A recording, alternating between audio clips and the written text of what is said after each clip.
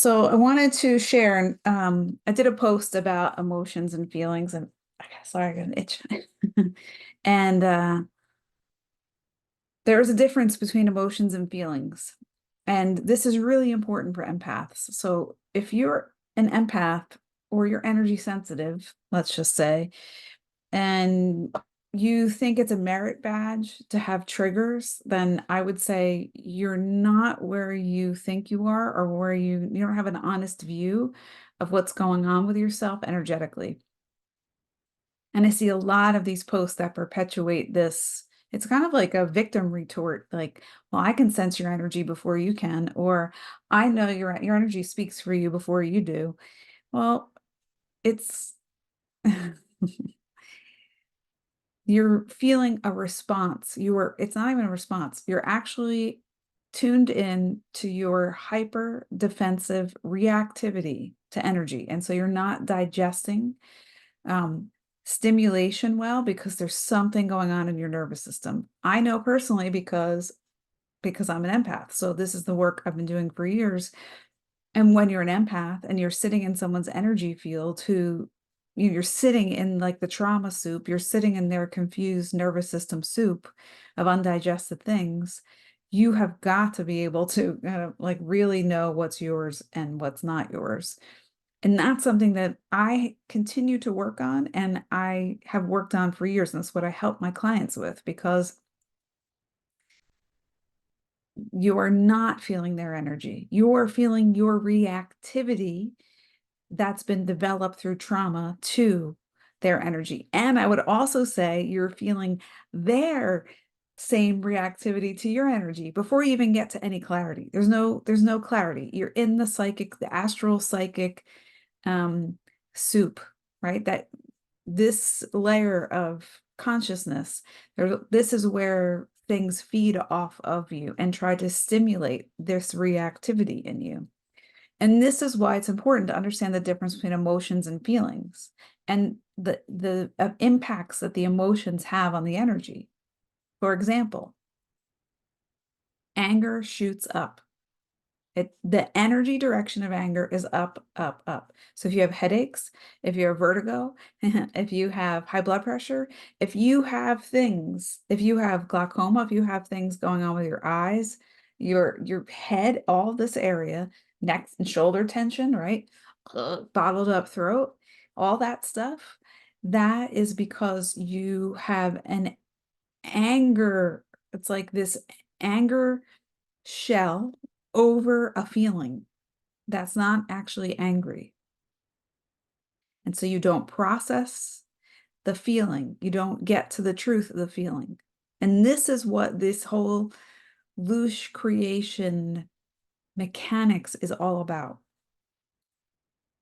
So a lot of times, sometimes if I like you and I respect you, I actually will correct those posts underneath them. If I don't like you, really, truthfully, if I don't have like if I don't feel like there's any like investment in our relationship, there's no fruit to bear from our relationship, I won't say anything because I don't care. And I know that sounds callous, but the only time I will correct that is because I feel like I want to help that person, and it bears fruit to help them, or to put the perspective that I've developed over the years of experience that I've had, which is 26 years of experience, and around it's probably more than this, 36,000 hours of experience. That's a lot. So that I've had to digest and process through, and not get caught in taking on a projection, reflection, a trauma pattern of a client as my own, and then harming myself with it, right? Because that's what you'll do if you constantly feed this narrative of like, well, an empath is triggered by these things, you're harming yourself. That's why I care to correct that people can choose to harm themselves. If they want to hold on to that, they can. But this just tells you where your work is. So the work is like, so am I going to go to a concert with hundreds of thousands of people? Most likely not. I mean, for a few different reasons. not because I'm empathic, but because I just don't, it doesn't, not something I want to do anymore. When I was younger, and even when I was younger, I only went to a few concerts. And again, not because I was empathic, but I'm going to talk to you about my first memory of empathic experience, like kind of the trigger space, um, and not understanding it because was around 4 or 5 years old. I was very young. And I'll just tell you, I have a cousin. This cousin is gay. Like, I'm not revealing anything that's not out there in public, and had something to do with Dionne Warwick's psychic hotline thing, or maybe Miss Cleo's, one of those psychic hotlines. Like, he had something to do with that. And he is my father's cousin. And he came to dinner, and I can remember being in the dining room, not a big house, so we just happened to have a dining room and a kitchen, right? And sitting on the same side of the table as he was. And I was fine. I was, just whatever normal stuff. And then I sat next to him, and my stomach hurt, and I didn't like being next to him. And he didn't, and I knew it was coming from him. I knew that it wasn't me. I just knew I didn't feel good next to this person. Now, is that what I told my parents? No. I didn't lie though. Because where I felt it was in my stomach, right? So at the time, we were talking about like the 1970s, probably wasn't comfortable being gay, right? He probably wasn't, that's what happens. He probably just wasn't comfortable. Let's just say not being gay, but just being himself. That's it, right? And I remember that. And I remember that feeling very clearly. And I just said to my mother, I have a stomach ache. I'm going to my room. I didn't ask. I just told her I had a stomach ache and went to my room because I didn't know how to process. I didn't understand on all levels what this meant, right? I didn't know how to assign meaning to what I was experiencing. I just knew being near him, getting close to his energy field, I started to feel a stomach ache, and I started to feel weak, and I started to feel like my energy basically it all like kind of knotted up in my stomach. It was like that. It was felt like a knot that wasn't there before. So I just removed myself, and then I felt better. So that's my first memory. Okay. Um, and then just understanding, like, even just working with, I'm not going to with members of my community, basically, formerly known as clients, because I have a private ministry association now, so they're now members. That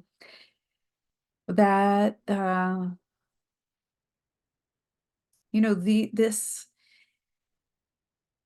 people don't understand emotions and what they're signaling, and then they create more story about themselves. They actually take, it's like, create a blade from the emotional experience and plunge it into themselves. The problem is they don't even plunge it to the hilt. Like, if you plunge it to the hilt, right, the hand will let go, and maybe you can process through, right, what's going on.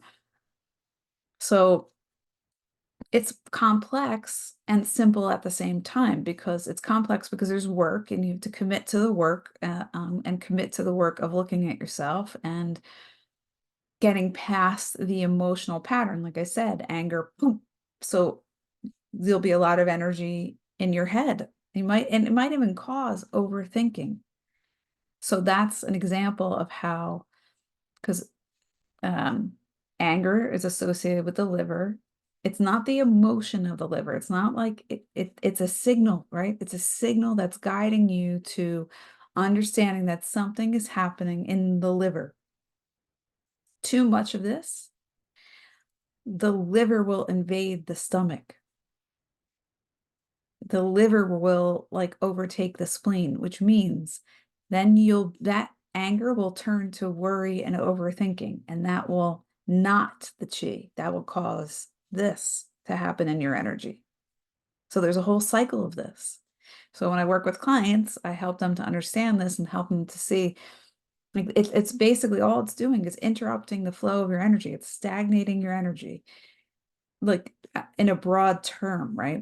Because it also, like, this, like, will create a stagnation at some point. Any of the energies, or of emotions, their patterns, their movements It's stagnation just means you're just looping in the same place over and over.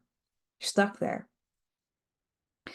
So this is just a way for you to understand and process emotions, and feelings are different. Feeling is an energy. It's just an energy. It's your feeling sense. It's your ability to feel. That's different than emotions, which puts your energy and motion in a specific way, where a feeling may not do that. So you're trapping your energy, these feelings that need to be processed through, with an overriding emotion and then a story on top of it. It's like layered and layered and layered. And then you keep looking for validation for the story and the emotion, and you just keep feeding it and feeding it and feeding it. And then you're also feeding these soul siphoning, um, basically energies, hidden forces, whatever you want to call them, whatever speaks to you as far as that's concerned, that you can't see or hear or feel. Maybe some people, and to certain degrees, right? You might not have an awareness of them, but they might be there. So this is why my work is different, and this is why not everybody has, I would say, a degree of empathy, but not everybody is here, right? With the empathic tune, right? So it's like you tune your soul through empathy. You tune your connection with your soul and spirit through empathy. But if your empathy is trapped in these stories, you're not going to get right to the fullness of your soul. You're not going to get to the fullness of your spirit. You're going to keep it away from you. You're going to you create a frequency fence. Basically, is what's happening. And if you look at the word defense, right? D of the fence, it's like fence. Putting a fence. You're defensive.